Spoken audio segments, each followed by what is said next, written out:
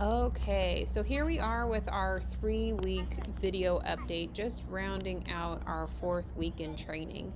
And I have just a couple clips put together here for you to see a couple of the other, concepts that we've been working on throughout the course of training, but they haven't quite made the video series that you've gotten just yet. So the main kind of meat and potatoes of this video, this third video here, is going to be the leash walking.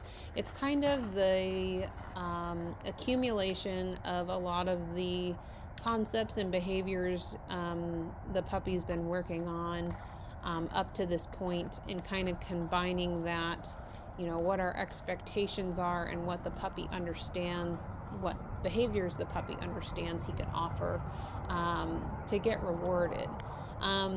So the leash walking is going really well.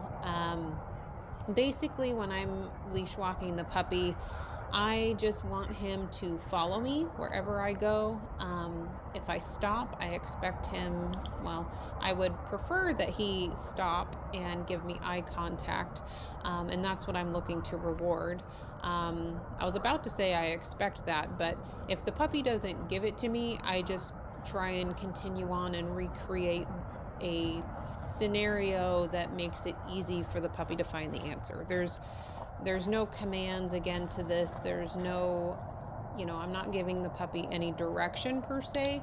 This is all just shaping the behaviors that he's doing. And that's exactly the same concept that we talked about when you were watching the video, as far as self-loading in the crate, and also the target marking and the wobble board target marking, all just teaching him, that he can offer a behavior and get rewarded for it. So that's exactly what we're doing with the leash training. So anytime the puppy is following me along well, I can click and treat that.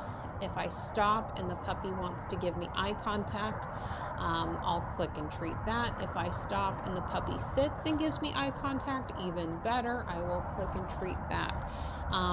If the puppy gets distracted and maybe gets to the end of the leash to where it's not a loose leash, and maybe there's a little tension in the leash, the second that puppy comes forward towards me and there's slack in the leash, I'll click and treat that. So there you're teaching him to give to pressure.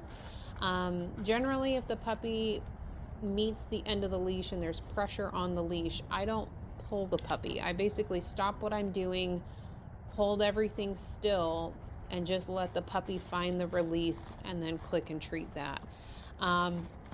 So that's exactly what you're going to see in the video. So watch for those things and see if you have any questions there about that. The other couple clips you'll see is just some other basic concepts that the puppy knows to sit for opening of doors. The puppy knows to sit to be picked up, and the puppy knows to sit to have a food or water bowl placed down on the ground. Now, this is basically done in little segments. So if what you'll see in the video is like when I go to put my hand on the gate to open the gate for the puppy. If the puppy were to jump up on the gate, I would take my hand away and start over. And then I'd put my hand back on the gate to open it. And if the puppy jumped, I would take my hand off. And I basically keep repeating that until the puppy just sits while I put my hand on the gate. Same thing for being picked up. As I approach the puppy, I wait for the puppy to sit, and then I'll start to lean down to pick the puppy up. If the puppy starts to jump, I simply just stand back up and start over. And so it might be a lot of, I bend down, then I have to stand up. I bend down, then I have to stand up, and then I bend down. But basically, the puppy will figure out he doesn't get that attention, or he doesn't get let out of the gate, or he doesn't get the food bowl until he's sitting. So, again, there's no command for it whatsoever.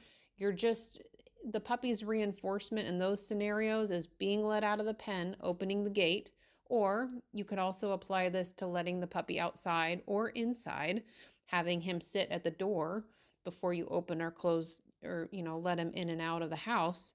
The puppy gets rewarded from attention, from being picked up when he sits, and the puppy gets rewarded with food or water when he sits for the bowl to be put down. So those are just some concepts. Again, there's no commands to it whatsoever. But I just wanted to make sure that you could see it and know that the puppy is capable of it. Sometimes, switching homes to the new environment, and especially since you haven't been the one working him every day, you haven't seen every single day of his training here. Sometimes I think it's just helpful to be able to see the puppy that he is capable of doing it, and then you feel good about having that expectation when you go home, or when the puppy's home with you.